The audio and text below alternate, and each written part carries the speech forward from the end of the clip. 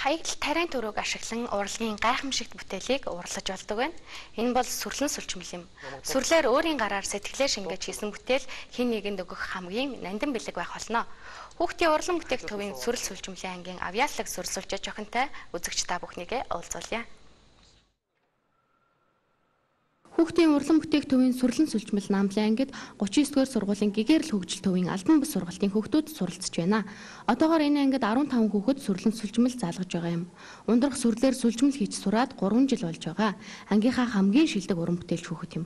Тэрээр дугуулангийнхаа фондод бүтээлээ нэмэхээс гадна өөрийн хэрэглээний жижиг зүйлсээ сүрлээр хийж хэрэгэлдэг байна.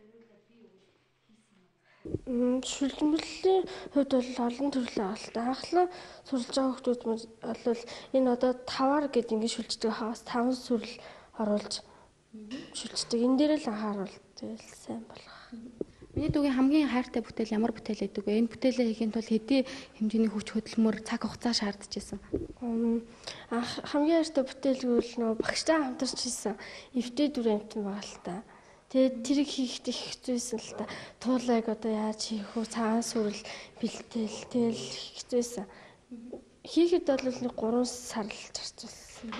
Яг ингээ хийх чаа сүрлээ яаж сонгож авдаг юм бол энэ дөө? Сүрлээ одоо туулаач одоо ямар хүн өнгөтэй лээ цагаан өнгөтэй тэгээд цагаан сүрлээ бэлдэж өнгөнд оруулна.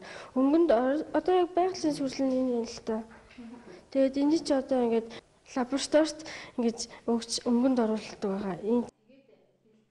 Сүрлэн сүлжмэл бол гар урлалын нэгэн төрөл. Энэ утгаараа сүлжээс бүрийг хүн өөрийн сэтгэл оюунаа шингэн байж бүтээл төрдөг.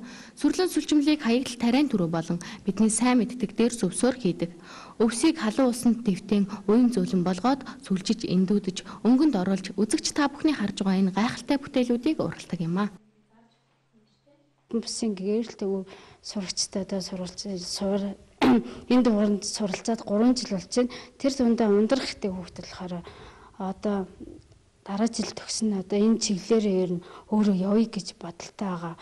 Тэгээд одоо өөрийн гэсэн бүтээлтэй хүн өөрөө яг хаягдмал бүтээгдэхүүнээ яг ямархуу бүтээл хийснээ өөрөө гараараа хийгээд хийснийгээ дараа бүтээлээ харахаар хүүхдүүд өөрсдөө гэж урам өөрөөсөө урам өгдөн шүү дээ.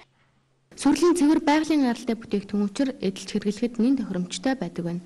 Гарын доор хаягдал материал ашиглаж хийдэг болохоор хүүхэд бүр хийх боломжтой. Хүүхэд багчууд та бүхэн сүрлэн сүлжмэлийг сурч, найз нөхөд, хайртай дотны хүндээ өгөх бэлэг дурсгалын зүйлийг сэтгэлээ шингэн өөрийн гараар урлавал хамгийн тохиромжтой нандин бэлэг болох юм аа.